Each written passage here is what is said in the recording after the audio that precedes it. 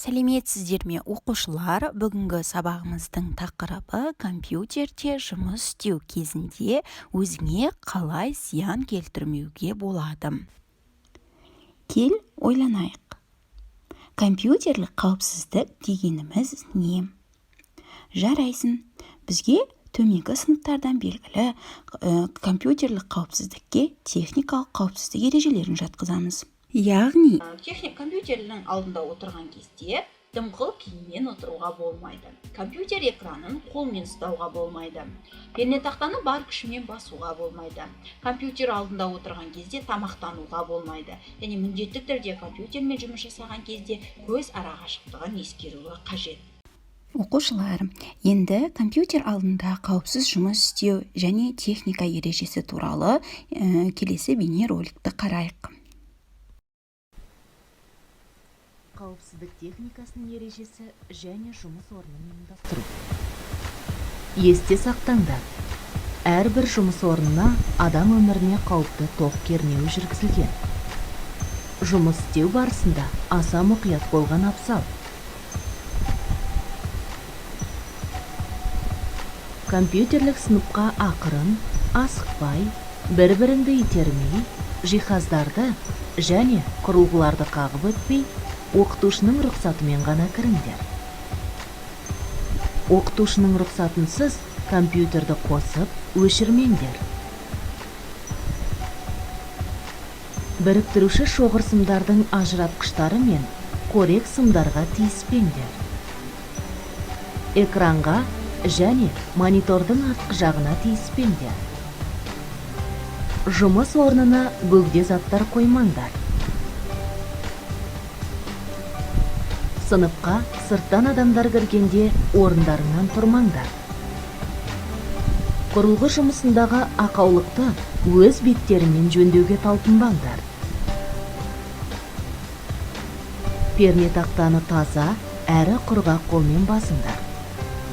Пернені ақырын ғана басып, қатты соққы жасамаңдар және пернені басылған күйінде ұзақ ұстап тұрмаңдар.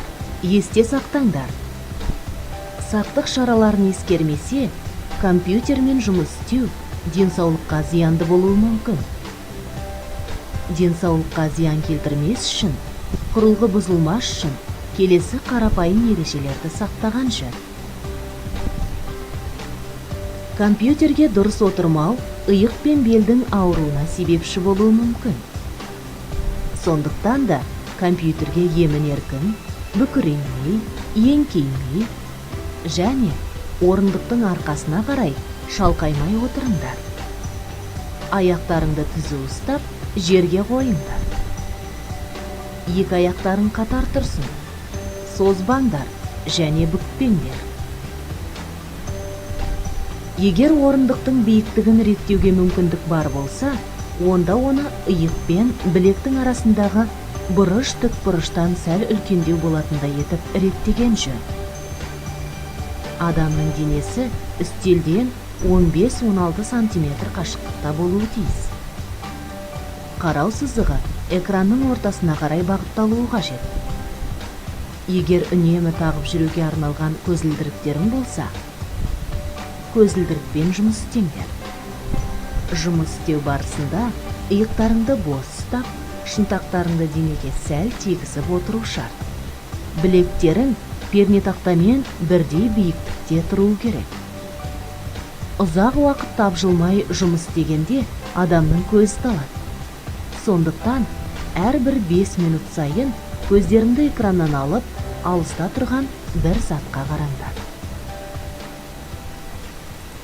Оқушылар, компьютер алдында ұзақ жұмыс жасау көздің шаршауына және дене буындарының шаршауына әкеледі.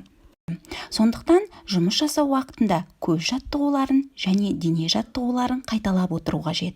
Сіздерге көз жаттығулары және дене жаттығулары ұсынылған. Тапсырма: төменде компьютерді пайдаланғанда сақталатын ережелер көрсетілген. Дұрысын дәптеріңе жаз. Жарайсың. Оқушылар, бүгінгі сабағымыз аяқталды. Сау болыңыздар.